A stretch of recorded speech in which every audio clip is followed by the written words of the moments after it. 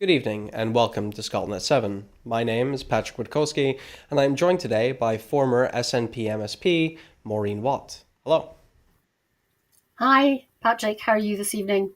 Very well. It's great to have you. For our first Thanks. story, we have the Ukraine update, day 831 of the conflict. Almost 1,000 mourners gathered in central Kiev on Sunday for the funeral of a high profile journalist and volunteer combat medic who was killed in action last week. Irina Tsibuk, known as Cheka, was a 25-year-old paramedic who was on rotation in Kharkiv.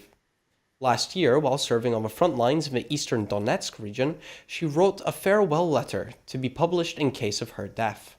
It read, I am not sorry to die, because I am finally living the life I would like the life I would like. I'll read that again.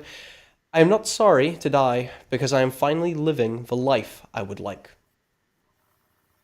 Donald Trump risks being a loser president, quote, if he wins November's election and imposes a bad peace deal on Ukraine, President Zelensky has said, saying it would mean the end of the US as a global player.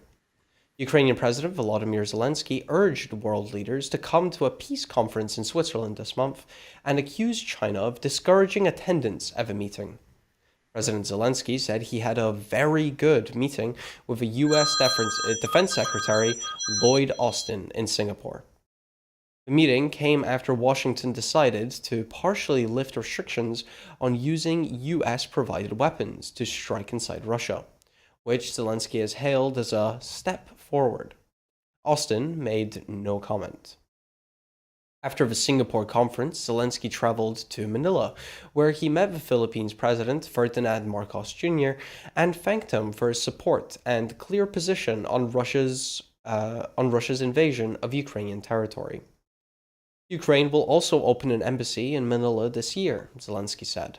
Marcos told Zelensky he has honored him by the visit. Ukraine imposed emergency power shutdowns in most of the country on Sunday, a day after Russia unleashed large-scale attacks on energy infrastructure. The shutdowns were in place in all but three regions of Ukraine following Saturday's drone and missile attack on energy targets that injured at least 19 people. Ukraine's state-owned power grid operator, Ukrenergo, said the shutdowns affected both industrial and household consumers. The Russian Defense Ministry has claimed Russian forces have taken over the village of Umansk in the Ukraine's eastern Donetsk region. The claim has not been independently verified, however. A local official in Belgorod died when some ammunition detonated, while 6 people were injured in Ukrainian shelling of a southern Russian region. Belgorod's governor, Vyacheslav Gladkov, said on Sunday. Former world chess champion Garry Kasparov, who fled Russia a decade ago for fear of persecution, may face a criminal case in Moscow for violating the Kremlin's Foreign Agent Act. The state news agency said, TASS reported on Sunday. Maureen, what do you make of the ongoing Ukraine situation, as reported here? Well, that's the point of it, isn't it? That's what's awful, that it is ongoing. And while we are in the midst of a general election here, and all headlines are about that, the war still continues. It's interesting that there's going to be a peace conference later this month in Geneva, and I do hope that all parties take part in it. And I think Zelensky was bold but right to say that a Trump government is to be feared in the US because of Trump saying that he would bring it to an end within a week or something, or days of him taking office. And that clearly means kowtowing to Putin. So I think he's right to highlight that, but at the same time bold. And Ukrainians, I mean, it must have been heartbreaking, that letter I hope it's published in English, of the medic that was killed in Ukraine recently. But I think it shows that the Ukrainians are still hugely committed to winning this war, whatever it takes. Thank you, Maureen. Our next story is the Israel and Gaza latest. At least 36,479 Palestinian people have been killed and 82,777 injured in Israeli strikes on Gaza since the 7th of October, the Gaza Health Ministry has reported. U.S. Secretary of State Antony Blinken is urging Israel and Hamas to agree a ceasefire deal and a hostage deal as well, as fresh strikes were reported in Rafah overnight and into Monday morning. White House National Security spokesperson John Kirby said on Sunday that if Hamas agrees to the deal to end the Gaza war, the U.S. expects Israel to also accept the plan. The Israeli Prime Minister said that Biden, in advancing a plan to wind down the war in Gaza, had published only some of the details.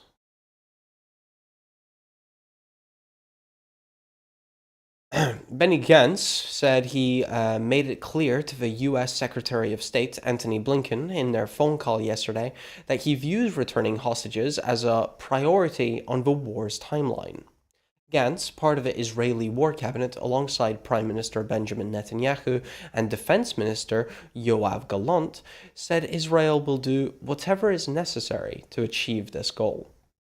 Israel's National Security Minister, Itamar Ben-Gvir, later accused Netanyahu of trying to whitewash a deal to wind down the war on Gaza that is being advanced by the US President, Joe Biden, and repeated a threat to quit the government. He told his parliamentary faction that Netanyahu invited him to read the proposal, but the Prime Minister's aides twice failed to produce the document. The Rafah border crossing, critical to aid deliveries into Gaza from Egypt, cannot operate again unless Israel relinquishes control and hands it back to Palestinians on the Gaza side. Egyptian Foreign Minister Sameh Shukri said, "It is difficult for the Rafah crossing to continue operating without a Palestinian administration," he said in a press conference with his Spanish counterpart in Madrid. About 55% of all structures in the Gaza Strip have been destroyed, damaged, or possibly damaged since the war erupted in October, according to preliminary satellite analysis by the UN. The analysis showed more than 137,000 buildings affected, according to UNOSAT, the UN satellite analysis agency. A group of UN experts has called for all countries to recognize a Palestinian state to ensure peace in the Middle East. The experts, including the UN Special Rapporteur on the human rights situation in the Palestinian territories, said recognition of the Palestinian state was an important acknowledgement of the rights of the Palestinian people and their struggles towards freedom and independence. Iran's supreme leader, Ayatollah Ali Khamenei, praised Hamas's 7th October attack against Israel and predicted the destruction of Israel. He was quoted as saying the attack, in which about 1,200 people were killed, was a decisive blow to the Zionist regime and put Israel on a path that will only end in destruction. End quote. Lebanon's Hezbollah armed group said on Monday afternoon that it had launched a squadron of drones towards the headquarters of the Israel military's Galilee formation. The IDF said in comments reported in the Israeli media that the attack had caused no injuries. Maureen, what are your thoughts on Israel and Gaza now? Well, to be positive about it, Biden's peace deal is something to be welcomed, and it would appear that Hamas are giving it more attention than Israel at the moment, but hopefully Netanyahu will realise that he has to come to the table if he's going to have continued support from the US. I think the fact that Israel has control of all of the border crossing at Rafah and along that line is really worrying, because in order for aid and essentials like food, fresh water, medicines to get through, it does require Palestinians to control it, with Egypt providing with the goods coming in through Egypt. So the fact that Israel has got control of all that border now is very worrying. As I've said many times on Broadcasting Scotland programmes, I am sure that Netanyahu's aim is to completely obliterate Gaza so that there's nothing left and very few of its citizens left, if they got their way. But I do hope that something comes from Biden's peace deal. I think a lot hangs on it for Biden himself in relation to the election in the US. Yeah, it'll be interesting to see what comes about in the coming days. Thank you, Maureen. Shifting our focus to the UK, we've got our general election campaign coverage. Starting off with Labour. Anas Sarwar has defended Labour's nuclear weapons commitment after Sir Keir Starmer said the Labour's commitment to Trident was absolute and insisted he would press the nuclear button. The SNP's John Swinney said the UK government should instead focus on investing in the conventional military, which has been depleted in recent years. Diane Abbott will be reselected to fight her seat at the meeting of the Labour Party's executive on Tuesday. She will be on the list of 650 candidates picked to fight the general election that is rubber-stamped by the National Executive Committee, NEC. Senior Labour figures are concerned about the row over Abbott and what critics have described as a purge of left-wing candidates. This has the potential to undermine the party's message that it has changed since the days of factional infighting under Jeremy Corbyn.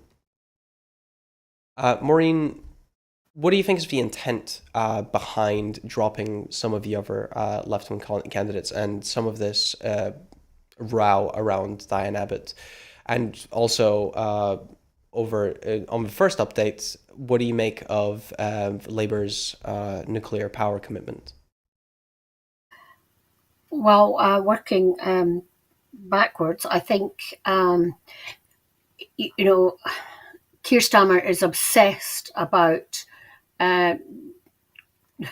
drawing clear blue water between himself and the Labour Party under Jeremy Corbyn. It's all about the change that there has been in the Labour Party.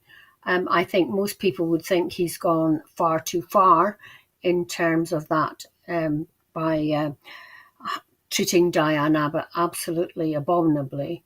And if I were her, I would be making sure that I had papers drawn up to submit to the returning officer standing as an independent, as well as waiting for the endorsement that has to come from the Labour Party. I wouldn't trust Keir Starmer and their central office that they would make sure that she had the necessary endorsement, which you have to get from your party before you take your papers to the returning officer, as I say. So in terms of the other candidates, leaving it to the last minute to say that they haven't the endorsement of the party is absolutely awful.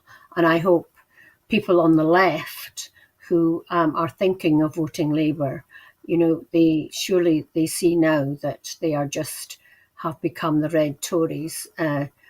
They are so determined to move away from the Labour Party under Jeremy Corbyn, which in my political history is more what the Labour Party should look like. And it just Oh, and, shows you how our whole system has moved to the right.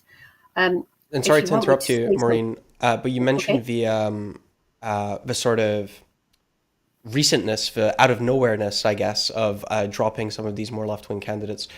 What do you think is behind that? Is this a recent shift in strategy? Do you think this was a planned thing? How do you think this works if you were to hazard a guess?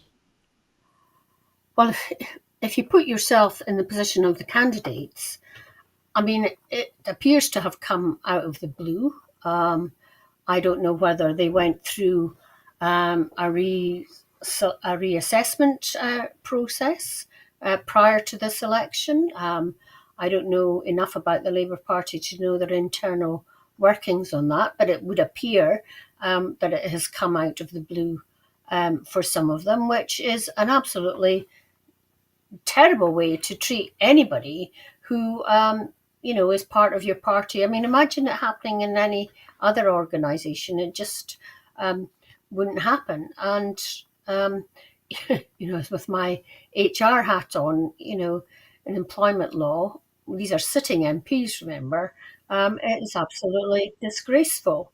Um, so yeah, I mean, I don't know whether he thinks he's going to get brownie points from floating voters, but if I was a Labour Party voter or member, I'd be outraged by the way that he's treating MPs on the left wing. All political parties are broad churches, and to cut off one of your wings has totally and utterly seems to me absolutely ridiculous. Um, in any party, if you've got disagreements, you hammer it out behind closed doors, either at national executive level or group level or whatever. Hmm. So I think this is disgraceful. In terms of the nuclear weapons thing, which I think is much more important in terms of voters, what was to say that he's going to build four new nuclear submarines. I hope he's going to find another home for them, because this is an opportunity to house nuclear weapons in England instead of him parking them at Faslane on Scottish territory. And I hope voters will take that into account when they are voting. Um, Nuclear weapons, talk about it as a deterrent. I mean, it's a very expensive deterrent, and surely we should be looking at disarmament rather than rearming with very, very expensive submarines. And you can imagine how that bill will rocket compared to the initial price given for building them. And do you support taking that money that would have gone for nuclear and using it on conventional military instead, as the SNP leader said? Absolutely. We've got there's wars going on throughout the world, but the two most high profile ones in Ukraine and Gaza, they're fought with conventional weapons. In Ukraine, it's almost, the trench warfare of World War One, albeit with drones and more sophisticated um, guns and artillery weapons, but nevertheless, it's conventional in that sense, as is the war in Gaza, where tanks, are rampaging through Gaza. So, yes, I think it is still conventional military. The armed forces in the UK have been hollowed out, um, and clearly they need rearming and more personnel in them. And there is this commitment to spending 2.5 of GDP on on defence. I actually don't believe in that. You need to work out what defence spending needs to be. It could be lower than 2.5, or it could be higher than 2.5, but you need to work out what it needs to be, rather than this arbitrary figure of 2.5, which I know is a NATO figure, but it seems to me reckless. Okay. Thank you, Maureen. shifting focus to the Conservatives, we've got the UK Equalities Minister, Kemi Badenoch, who has said that the Tories will amend the Equalities Act to define the protected characteristic of sex as biological sex. She also said her party would move to make gender recognition a matter reserved to Westminster. Maureen, this seems like it's probably, at least in part, a direct reaction to the SNP gender reform bill and a lot of like the dialogue around that. Um, do you see a need for this matter to be reserved to Westminster, and what would you make of this move overall?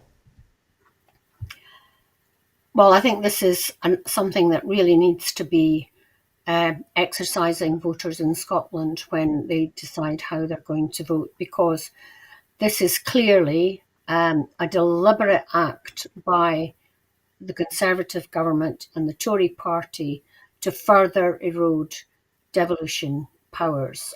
We've seen Alistair Jack call in section, what is it, 35, um, to to stop this bill going through the Scottish Parliament, or this act being implemented in Scotland. Um, and, the question should be, if they can do this on this, what other things will they do it on? If they're going to have a new Equalities Act, will we see other things come into it? So I think, yeah, and I think it will require an amendment to the Scotland Act on this. So it opens up could open up a huge can of worms if, when this is debated in Scotland and at Westminster, which means that we definitely need to have a big contingent of SNP MPs there to make sure that this does not harm Scotland and Scotland's choice to do it itself. The other thing, of course, is this the first shot on culture wars being a big part of this election campaign. It wouldn't surprise me from the Tories if it was. Hopefully, the other parties won't play ball on this. Reform UK's Nigel Farage has made a surprise announcement that he is to stand as a Reform UK candidate in the general election in Clacton in Essex. Farage will take over as leader of Reform UK from Richard Tice and has pledged to stay in post for the next 5 years. Maureen, what sort of implications does this have for the Conservative Party? Well, I mean, last week he was definitely not standing. He was going to spend his time helping his friend Donald Trump in the USA win. And this week he's just pushed Richard Tice aside and is taking over from him. I wonder what Richard Tice is saying, but the whole way that the Reform Party works is weird compared to other parties. I mean, I think it's a limited company or something like that. Um, will it make a big difference to the Reform Party and people voting for it? Yeah, there's some people who think Farage is the greatest thing since sliced bread. Will it mean they're any more likely to win seats in England? I doubt it. And the poor people of Clacton-on-Sea, who are going to be faced with him in their pubs, swilling beer and eating ice creams from the ice cream parlours, God help them. Thank you. Um, for the SNP has said that its plans it plans to introduce a Keep the NHS in Public Hands bill if elected on the 4th of July, warning against plans to introduce creeping privatisation of the NHS being proposed by the Tories and the Labour Party. Responding to Kemi Badenoch's plan to change the Equalities Act, SNP leader John Swinney said, "This is just another step in the Conservative attempts to erode the powers of the Scottish Parliament. It's been going on for some time," he pointed to the Tories' Brexit and Internal Market Act being used to undermine Hollywood's powers. Commenting ahead of tonight's SNP party political broadcast, SNP election campaign director Stuart Hosey said, "Tonight, the SNP will make our case to the people of Scotland, putting the interest of Scotland front and centre. The interests of people across Scotland are being disregarded by a Westminster policy agenda that has led to austerity, Brexit, and a cost of living crisis, inflicting unimaginable hardship on Scottish households, slashing funding for public services, and damaging our economy." Maureen, what do you make of those comments by director Stuart Hosey? Well, unfortunately, I haven't seen the broadcast tonight. I was preparing for this broadcast. I think on the NHS, it really is important to highlight what danger our NHS is under from both Tory and Labour parties. We've seen creeping privatisation under the Tories, and Wes Streeting has famously said, "On health, all roads lead to Westminster," and he's made it clear that he sees a role for the private sector in our NHS or as part of our health service. And I think the SNP poster, which had a picture of Rishi Sunak, and it said National Service, and leader of the SNP, it said our National Health Service, to contrast and highlight the difference between what Westminster, the road Westminster is going down, compared to what we want here in Scotland.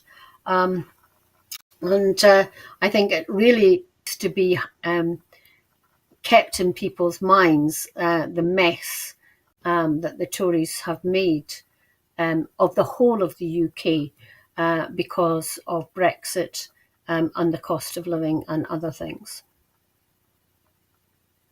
Thanks, Maureen. For our next story, we've got the TV debates. The first TV debate in Scotland is on STV at 9 p.m. this evening, with the SNP, Labour and Conservatives, and the Lib Dems taking part. The Scottish Greens have been excluded by STV on the basis that they do not have any MPs at Westminster, despite the Greens having 7 MSPs at Holyrood, to the Lib Dems 4. Tomorrow, ITV will broadcast a head-to-head debate between Rishi Sunak and Sir Keir Starmer. This debate has been criticised for excluding the SNP Stephen Flynn, the Westminster leader of UK's third largest party.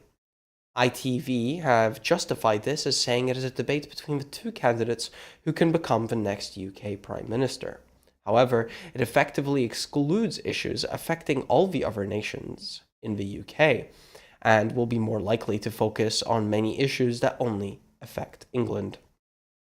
The first debate, which will include the SNP, Conservatives, Labour, the Liberal Democrats, Plaid Cymru and UK Green Party, and Reform UK, will be on BBC on Friday, June 7th, hosted by Michelle Hussein. ITV has also announced that a multi-party debate will take place on June 13th at 8:30 p.m. The BBC will also host a head-to-head debate involving Rishi Sunak and Keir Starmer on Wednesday, June 26th. Unfortunately, as of yet, at Broadcast Scotland, we have not been able to secure the funding to organise and broadcast debates, despite us having the technical capacity to produce such an event in place. Maureen, when these TV debates start rolling up, what are some things that you look forward to, and what are some stuff that you hate seeing whenever these TV debates go? I hate them because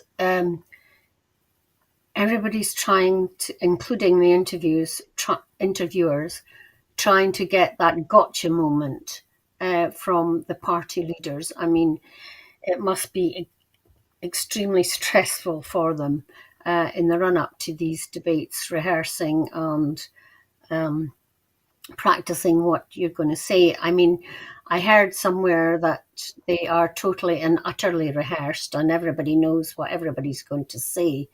I don't quite buy that, but I do think it must be hellishly stressful for the party leaders.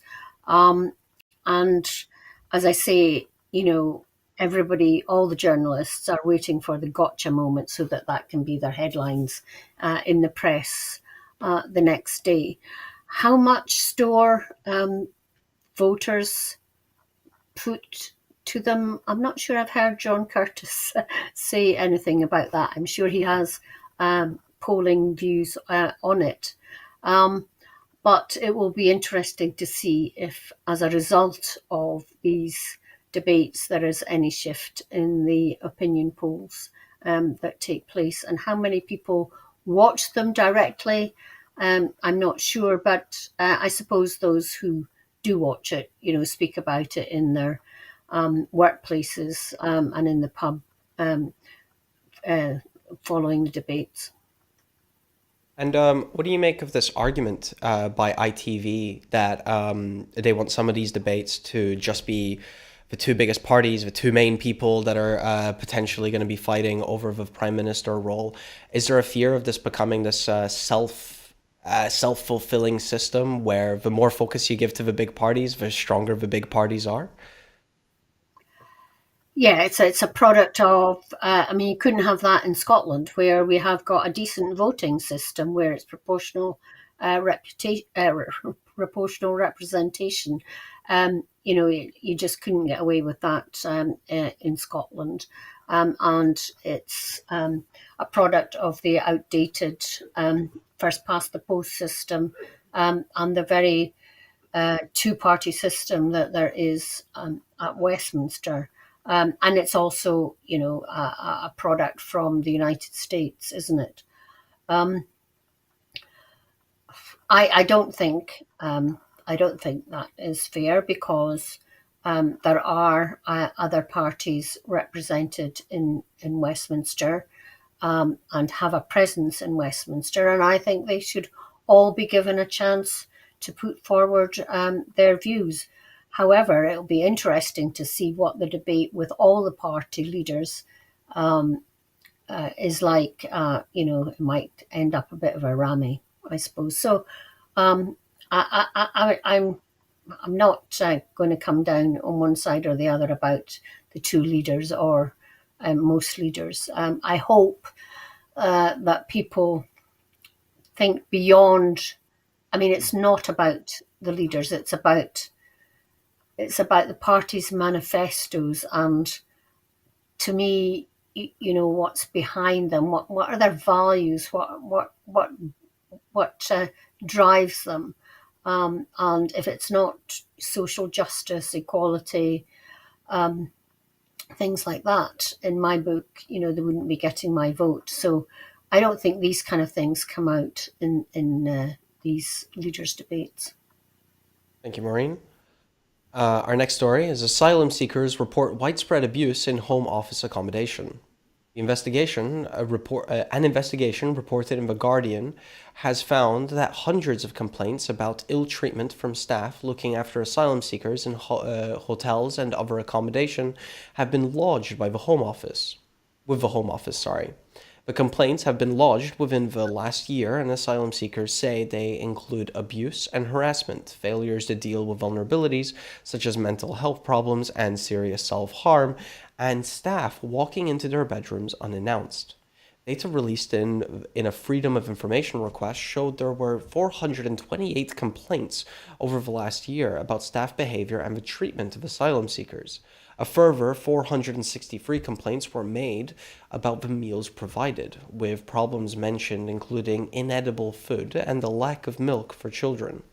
The incidents took place in what the Home Office describes as initial accommodation. These are often hotels or a mass accommodation site that are run by contractors. Asylum seekers Asylum seekers contact the contractors when they have complaints about their accommodation, and these are then passed on to the Home Office. The charity Refugee Action documents complaints from asylum seekers in hotels. One involved a complaint from a woman who was a victim of sexual exploitation. Because of a problem with the door of her room, it could only be opened from the outside, so she was reliant on staff to let her out. She claims a male manager said to her, "You can come and stay in my house next door." Maureen, what do you make of the treatment of many of the refugees here in the UK? I think if these complaints are upheld, I think it's absolutely shocking. Regardless of who you are in Britain, you should be treated with dignity and respect. These people who are seeking asylum have gone through hell on earth to get here because of persecution and other things in their own countries. And we saw a few years ago the death of an asylum seeker in Glasgow. We must remember that these companies who are providing the accommodation and meals and milk, which they should do, are making huge profits. I mean, one can think of one of them, which is Serco, but there are loads of others. That's probably the most well-known one.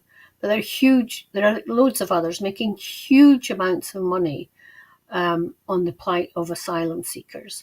And it is up to the Home Office to make sure that people are fed, that babies and small children get the meals that they require.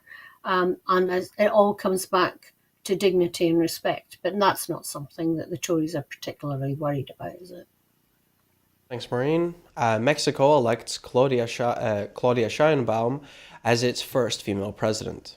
Claudia Sheinbaum has won a landslide victory to become Mexico's first female president, inheriting the project of her mentor and outgoing leader, Andrés Manuel López Obrador, whose popularity among the poor helped drive her triumph. Sheinbaum, a left-wing climate scientist and former mayor of Mexico City, won the presidency with between 48.3 and 60.7% of the vote, according to a rapid sample count by Mexico's electoral authority. The ruling coalition, led by Sheinbaum's Morena party, was also on track for a possible two-thirds supermajority in both houses of Congress, which would allow the coalition to pass constitutional reforms without opposition support. The big win for Sheinbaum was consistent with polls throughout the campaign. The opposition candidate, Xochitl Galvez, conceded defeat after preliminary results showed her taking between 26.6% and 28.6% of the vote. Jorge Alvarez Maynez, the candidate of the centrist Movimiento Ciudadano, came in third with at least 9.9%. Victory for Sheinbaum is a major step for Mexico, a country known for its macho culture and home to the world's second biggest Roman Catholic population, which for years pushed at more traditional values and roles for women. She will also be the first person from a Jewish background to lead the country. Sheinbaum is also the first woman to win a general election in the US, Mexico, or Canada. Maureen, do you have any thoughts about how first woman president would impact Mexico? Well, I think this is very exciting news for Mexico and the Americas. Clearly, she's had lots of political experience in being the mayor of Mexico City itself. And as a climate scientist, she's well placed to introduce the measures required to buffet Mexico against climate change. You know, it is very susceptible to hurricanes and floods. And I hope she uses her position to promote climate justice in Mexico. I think the fact that Mexico is traditionally a Catholic country has voted for this is not unusual. We can see that Ireland is making more steps in social justice than the rest of the UK, and I include Scotland in that. So that shouldn't be a surprise necessarily. But it'll be interesting to see what changes she can make to enhance and ameliorate the poverty in Mexico, get control of the drug gangs that either use Mexico or as a base or pass through Mexico. I think that'll be a big job because to an outsider, Mexico still seems very much a male macho country. And I wish her well. Thank you, Maureen. Our next story is that the jury selection begins in the Hunter Biden trial. Jury selection began on Monday in the federal gun case against the president's son, Hunter Biden, legal proceedings that seriously complicate Joe Biden's re-election campaign while handing political grist to Republicans searching for a distracting issue in the wake of Donald Trump's 34-count conviction last week. In a show of support, Jill Biden, the First Lady, also arrived at the federal courthouse in Delaware where her stepson is facing trial. In a statement, the president said that as a father, he has boundless love for my son, confidence in him, and respect for his strength. Prosecutors allege that Hunter Biden lied about his drug use on application forms when he purchased a handgun in 2018, while in the throes of his addiction. In theory, he could face a hefty jail sentence, but it is widely seen as highly unlikely. The president's son has acknowledged being addicted to crack cocaine during that period in 2018, but his lawyers have said he didn't break the law. In his memoir, Beautiful Things, he described becoming consumed by drugs and alcohol after his older brother, Bao, died in 2015 at age 46 from brain cancer. The brothers were very close, having survived a car crash when they were young that killed their mother and baby sister. Hunter Biden has said he has been sober since 2019, but prosecutors intend to use this memoir to make the case that he knew he was addicted to drugs when he denied it on the form that every person must fill out when buying a gun. A plea deal aimed at avoiding a trial collapsed last year, though it is possible some form of pact could still be revived as the trial starts to play out. One thing seen as certain in this is that Republicans will use Hunter Biden's trial, and another more serious one over tax issues set for September, as a weapon to attack Joe Biden, as they have sought to do for several years. Maureen, what are some of the moods and the dialogue that you have found contrasting these two cases? The Republican side Trump trials and the Democrat side Hunter Biden cases. Well, it's interesting the timings of all this, isn't it? Trump's trial comes to an end and then this one takes over. I mean, is there really any comparison, although both sides in the American election debate will try to make something of it? I mean, 34 counts of financial mismanagement and misdeeds doesn't really equate to the same as lying on your gun license application, which I think is fairly common or fairly fairly common in the States, and nothing happens about them. I think the timing is crass because just last week the president and his wife took some time out to go back to Delaware to recognize the anniversary of Bo's death. And people sometimes maybe forget about the absolute tragedy that Joe Biden went through, that when his wife was killed first wife was killed in a car crash, and his children have suffered the consequences since. I mean, He's known as Amtrak Joe because he went back and forth to Washington practically daily to make sure that his children were well looked after growing up. So, this is a president who's been through the mill in terms of his family life and has got so much experience in his political life that he really should be given another term.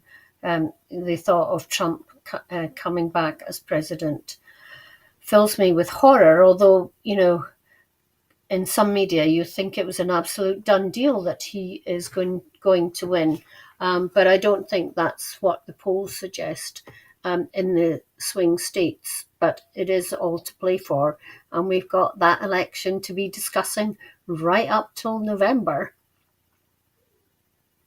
Yes, indeed, Maureen, and thank you for that. Our next story is that scientists confirm that pasteurizing milk effectively inactivates influenza viruses.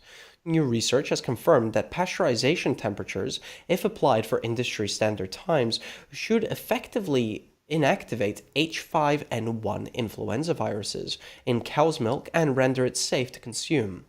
The reassuring research is a collaboration between the MRC University of Glasgow Centre for Virus Research, the University of Edinburgh's Rosalind Institute, the Pirbright Institute, and the UK Animal and Plant Health Agency, and confirms that pasteurized cow's milk, the form typically sold for human consumption, should have effectively eliminated any influenza virus in it.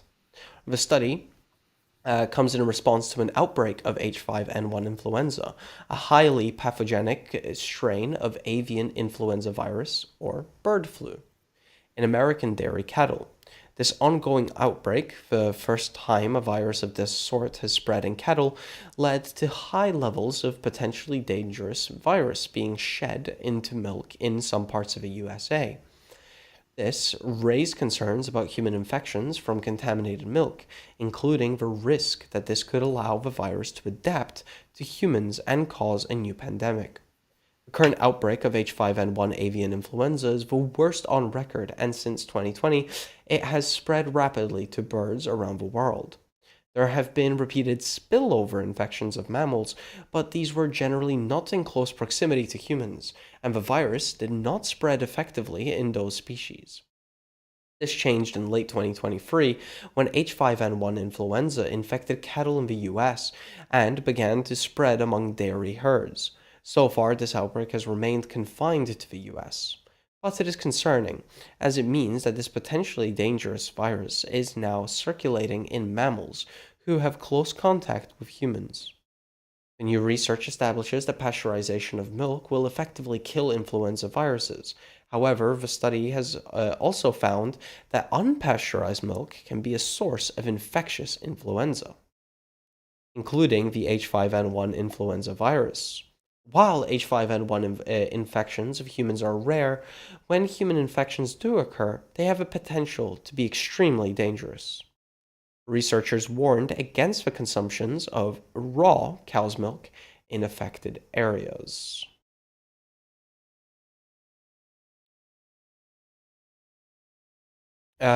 Maureen, Yeah, what do you make of this? so I should probably declare an interest here as the daughter of a dairy farmer and having drunk unpasteurized milk for the first 15 years of my life to absolutely no adverse effect. However, I do hope that this story, when it's reported, is not going to become a scare story. All milk sold now is and has been for years pasteurized. And so it is safe. There must be very few people now who drink unpasteurized milk. Perhaps people on farms before the milk goes away to be pasteurized. But milk now on sale is all pasteurized. So I wouldn't want anybody to start having fear and alarm about cow's milk. It's still a very good source of calcium which we need to strengthen our bones, especially young children. Although I'm not against all the other milks that are available, but I would still be a proponent of saying that cow's milk is best, but I do understand that people have allergies to it. And of course, we all practically, children especially, get in vaccinations against flu. And as you pointed out, Patryk, that it is currently just confined to the US, where standards of animal husbandry are in no way comparable to the very high, strict standards that we have in this country. Our animal hygiene and animal welfare is second to none, I would argue. And they're also when other diseases and outbreaks of swine flu, for example, are detected, they're closed down extremely quickly. So there shouldn't be fear and alarm. And as I say, I hope this is reported sensibly rather than scaremongering. That was that was that was very useful additional information. I'm glad we had you here to clear some of that up. I actually didn't know that about your background, so it was nice to learn something about you. For our next story, we've got the Scottish Government reporting record high peatland restoration. More than 10,000 hectares of damaged peatland have been restored in Scotland over the last year, reducing harmful emissions and accelerating progress to net zero. Ahead of World Peatlands Day on the 2nd of June, the average rate of peatland restoration has more than doubled in the last 2 years, and thanks to more than 100 projects across the country, 2023 to 2024 saw 10,360 hectares restored, the highest amount achieved in a single year. Peatlands cover nearly 2 million hectares of Scotland, with nearly three-quarters of these degraded, and account for two-thirds of the UK's peatlands. The Scottish Government has pledged £250 million to restore damaged peatlands, which release harmful greenhouse gases into the atmosphere, accounting for around 15% of Scotland's emissions. Agriculture Minister Jim Fairley said, "Restoring degraded peatland is one of the most cost-effective ways we can reduce carbon emissions and fight climate change. There are many benefits, such as reducing flooding risk, improving water quality, and improving local biodiversity. Increasing private investment in peatland restoration and maximizing the community benefits from these projects is crucial. By increasing the pace and scale of peatland restoration, we can restore our natural environment and tackle climate change more effectively. And I am very pleased to mark this achievement ahead of World Peatlands Day."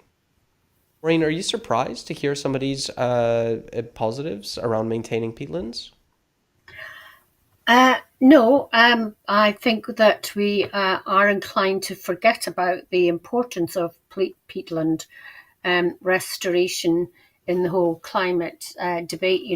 People think it's about installing solar panels and creating wind farms. And this is an important part of it too. I mean, as you said, we have a huge acreage of Scotland that is under peat. The most well known probably is the flow country in Caithness and Sutherland in the north of the country, and huge amount of work has been done there to restore peatland, which really means making it wet again, because so much of it has dried out due to climate change, and it therefore doesn't store the water that it used to, which results in a lack of biodiversity, but also means, as I say, that you get more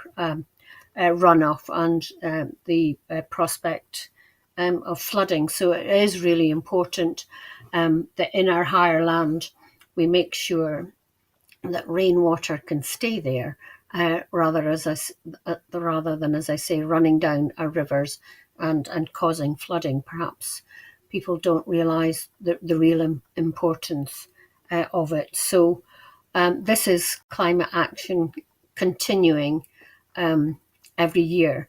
And it's great to see that more and more peatland is being restored in this way, because, as I say, not only does it restore the wetness in the ground, but also restores habitat, wildlife habitat, flora and fauna. Thank you very much, Maureen. And that is actually us for this evening. Before I go, I just want to remind you that at Broadcasting Scotland, we depend on the generosity of our supporters. Our programs will always be free to view. However, if you can afford £5 a month, please consider becoming a Broadcasting Scotland supporter. To everyone who has donated and to everyone who has signed up to make regular monthly payments, thank you very much. Our focus must now move to securing the future of independent broadcasting for Scotland by growing our subscriber base with regular funding. Thanks again to Maureen Watt for joining us today. It was lovely having you. You're welcome. I enjoyed it. Thank you for having me. And goodbye, and thank you for watching.